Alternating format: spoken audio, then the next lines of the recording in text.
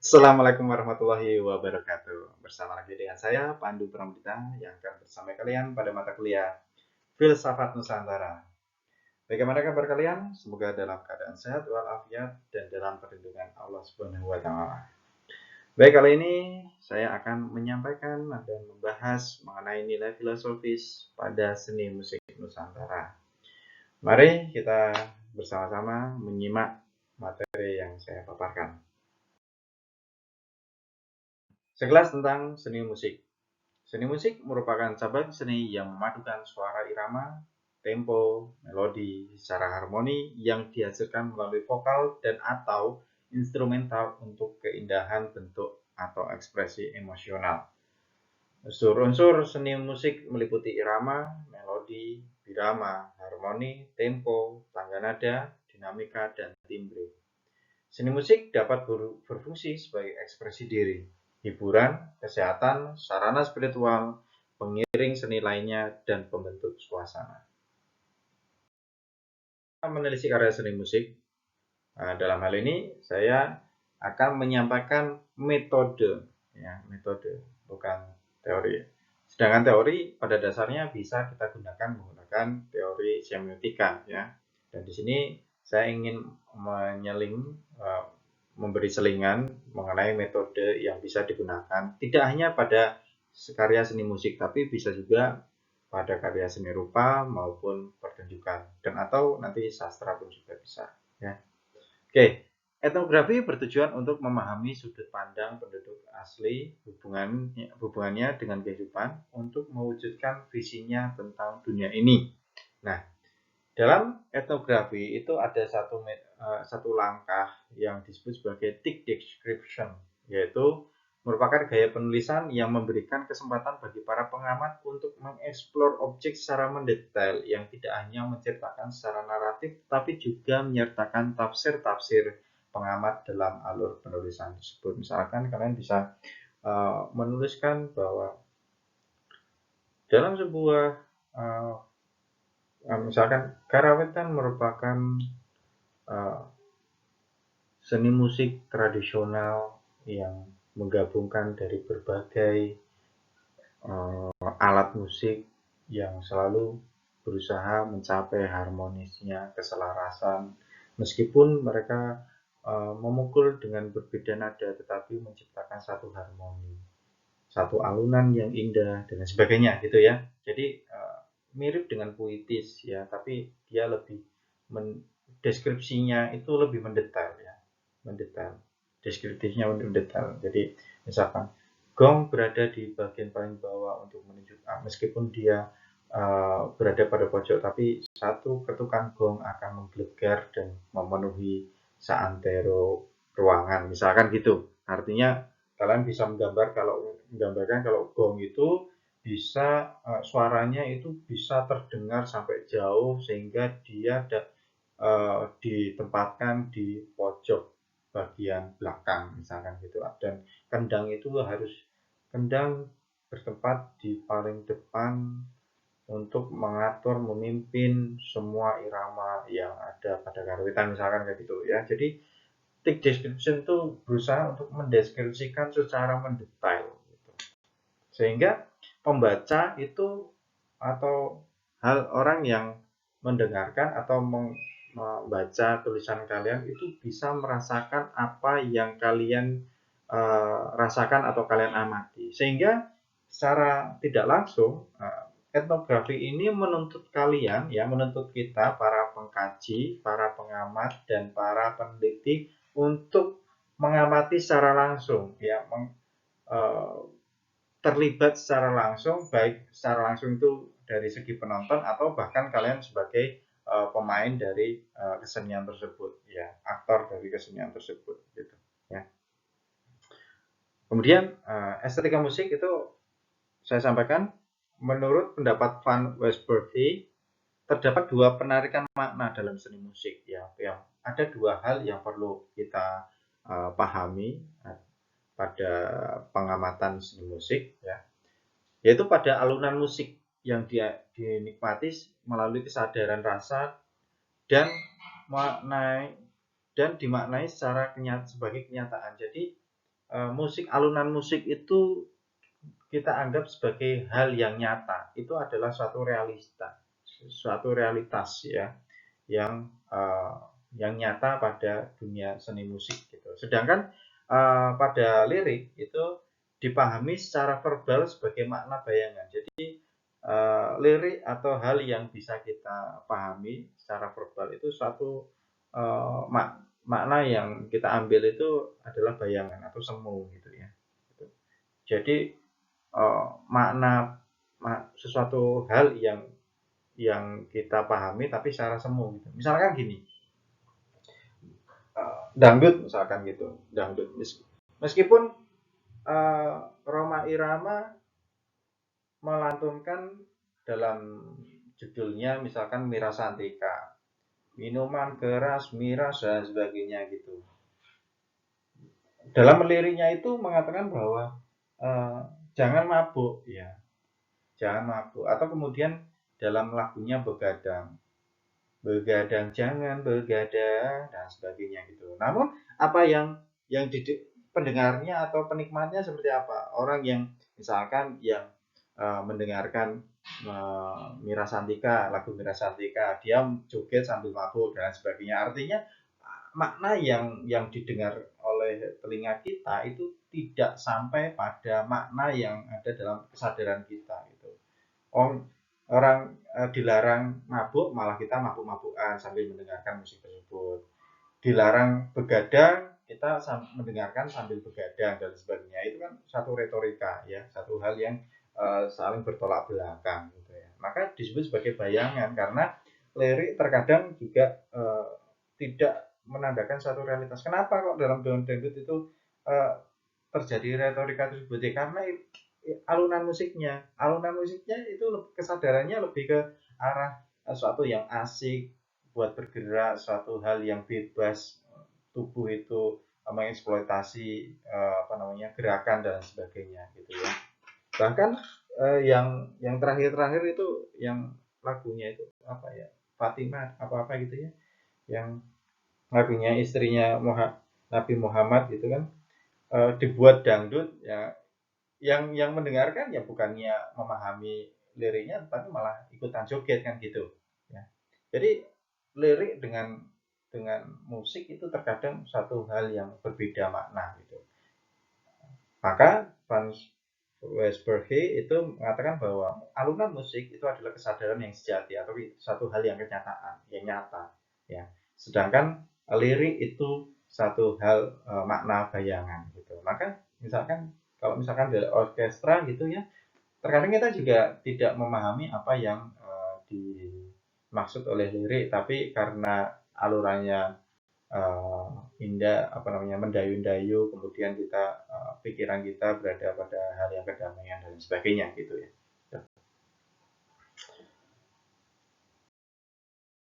Baik, saya contohkan filosofis dalam seni musik tradisional yaitu karawitan. Ya. Karawitan adalah seni gamelan dan seni suara yang berlaras atau bertanda nada, selendro, dan pelok. Kata rawit memiliki makna halus, kecil, atau rumit, seperti cabai rawit itu cabai yang kecil gitu ya. Sedang kata ngerawit memiliki makna membuat karya seni yang memiliki sifat halus, rumit, dan indah. Orang yang ngerawit disebut pengrawit, sedang mereka yang menabuh gamelan disebut niyogo. Nah, di sini ada dua aktor yang berbeda ya. Orang yang hanya menabuh gamelan itu disebut sebagai niyogo, tapi orang yang mengatur irama gamelan tersebut atau menjadi komposernya itu disebut sebagai pengrawit ya gitu. Niyogo adalah salah satu unsur dari 8 watak manusia dalam ajaran Astagino. Jadi Astagino itu ada 8 ya, ada 8 ajaran. Yang pertama adalah wanito. Wanito itu maksudnya adalah cita-cita, karena misal itu diilustrasikan bahwa seorang laki-laki akan selalu mengincar wanitanya. Artinya wanita itu sebagai cita-cita. Yang kedua adalah garwo. Garwo itu jodoh ya. Bahwa kita di dunia ini selalu hidup bersama dengan yang lain. Yang namanya jodoh itu tidak harus pasangan suami istri ya. atau pacaran laki-laki perempuan, tidak. Kita juga mengatakan bahwa kita dapat masuk di Universitas Indraprasta, terus kemudian kita bertemu di kelas, itu juga dikatakan berjodoh gitu kan. Kadang kita bertemu itu disebut sebagai berjodoh. Artinya jodoh itu tidak harus satu pasangan hidup, tapi kita bersama dengan orang lain gitu ya.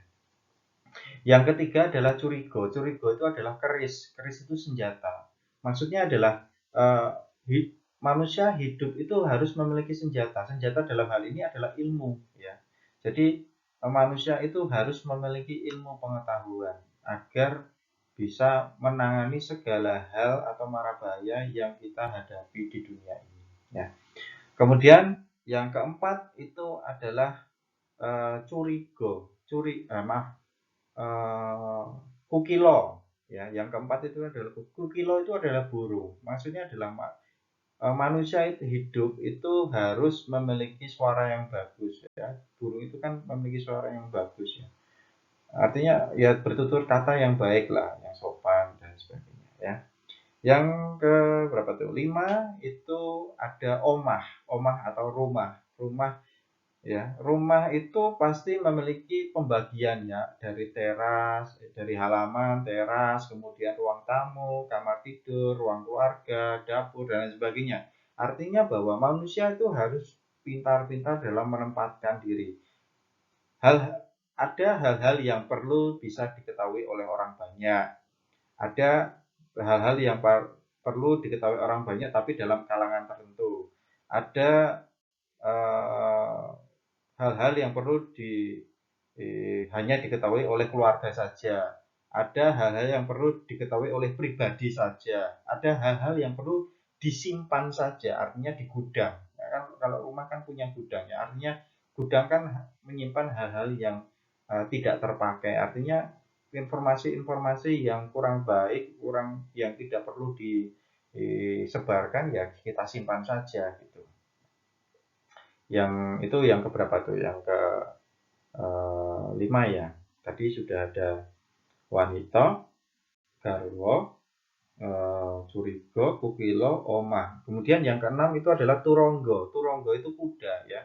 Tunggangan ya. Tunggangan. Artinya kita harus memiliki satu instansi atau satu lembaga mobilitas untuk bisa dapat bergerak ya. Misalkan kita punya punya pendidikan, kita punya gelar, kita punya jabatan dan lain sebagainya, kita punya profesi dan sebagainya, itu perlu kita kita miliki gitu ya. Manusia hidup harus memiliki ini agar bisa bergerak, bisa mobilitas. Ya kalau kita kepada orang tua berarti kita sebagai anak, kita kepada dosen kita sebagai mahasiswa dan sebagainya ya. Yang ketujuh itu adalah waranggono. Waranggono itu adalah penari ya. Penari dalam hal ini itu seorang penari pada penari tradisional itu waranggono itu dikelilingi oleh 4 pria ya, 4 pria. 4 pria itu menambahkan nafsu. Artinya manusia itu harus bisa mengendalikan nafsu dirinya gitu. Yang ke-8 itu adalah niyogo ya. Pradonggo sebenarnya. Yang disebut pradonggo tapi merujuk pada niyogo. Pradonggo atau niyogo ini kan tugasnya itu menabuh gamelan. Menabuh gamelan itu sesuai dengan irama. Maksudnya apa? Bahwa manusia hidup meskipun dia memiliki fungsi atau perannya masing-masing dalam kehidupan sosial, tapi dengan peran yang tepat itu akan mencapai keselarasan hidup gitu ya, antara satu dengan yang lain. Kita bertetangga, kita meskipun kita sebagai desainer, mereka sebagai guru, kita bisa bekerja sama dan lain sebagainya, itu akan menciptakan keselarasan gitu ya, atau harmoni. Ya. Etika Jawa menanamkan manusianya untuk selalu memiliki sikap selaras ya, seperti memayu hayuning bawono atau menjaga ketentraman dunia atau menjaga keindahan dunia ya. Sepi ing pamrih rame ing gawe, artinya jangan terlalu menuntut pamrih-pamrih itu apa balas jasa, tapi bersama-sama berduyun-duyunlah dengan kerja gitu ya. Dan gotong royong artinya bekerja bersama-sama untuk mencapai keselarasan atau harmonis. Harmoni atau keselarasan bukan mengenai sesuatu yang dilakukan bersama-sama ya terhadap satu hal yang sama, melainkan melakukan sesuatu sesuai dengan kecakapan masing-masing pada waktu yang tepat untuk menjaga keseimbangan. Itu. Jangan semua hal di sekeliling kalian ya kalian tempeli dengan desain-desain, ya tidak semuanya gitu. Meskipun semua hal material itu pasti desain, tapi kan kita desain komunikasi visual misalkan gitu ya. Tidak semuanya kita harus tempeli desain komunikasi visual. Terkadang ada dinding-dinding yang harus polos, ada dinding-dinding yang harus kita kasih ornamen, ada dinding-dinding yang ada sentuhan ornamen tapi minimalis dan lain sebagainya ya. Jadi tidak semua hal yang harus kita kita paksakan sesuai dengan kecakapan kita, tapi harus menyesuaikan waktu yang tepat ya, di tempat yang tepat pula. Gitu. Dalam hal ini, makna harmonisasi atau keselarasan dalam seni musik karawitan merupakan sebuah kenyataan karena ditarik melalui pemahaman permainan irama maupun tempo musik gamelan. Jadi karena irama dari gamelan tersebut yang ditabuh meskipun bersama-sama dalam hal ini memiliki irama yang sama, kemudian memiliki tempo yang sama, waktu yang tepat, itu menciptakan keselarasan sehingga orang yang mendengarkan itu juga akan terhanyut gitu ya, terhanyut dalam suasana. Itu menciptakan kesadaran atau kenyataan ya. Harmoni itu sebagai kenyataan dalam batin manusia gitu. Dalam seni musik ya. Ini masuk dalam modern ya, tradisional modern ya, campur sari ya. Campur sari merupakan musik kontemporer yang instrumennya menggabungkan antara gamelan dan alat musik barat. Musik barat itu seperti gitar atau keyboard yang misalkan yang sering kita lihat di hajatan pernikahan ya cuma keyboard aja, misalkan gitu, yang tunggal itu. Maka disebut sebagai organ tunggal gitu ya. Musik ini masih populer di pedesaan Jawa ya. Secara kultural, akulturasi antara Jawa dan Barat ini telah berlangsung sejak lama, dan masyarakat Jawa selalu berhasil beradaptasi dari berbagai gelombang budaya yang masuk. Dalam campur sari, nilai filosofis tidak dibawa dalam instrumentalnya, melainkan secara bayangan atau semu berada dalam lirik-lirik lagunya.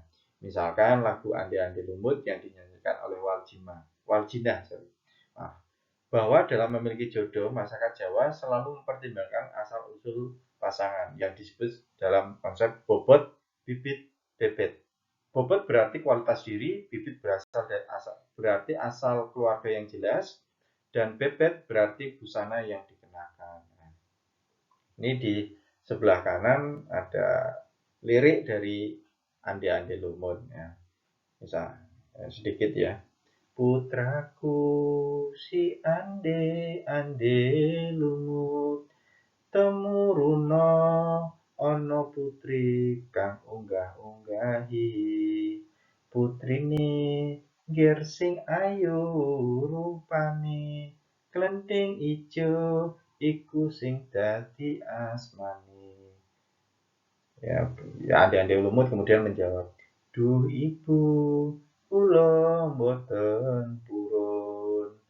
Duh ibu, kula mboten medun.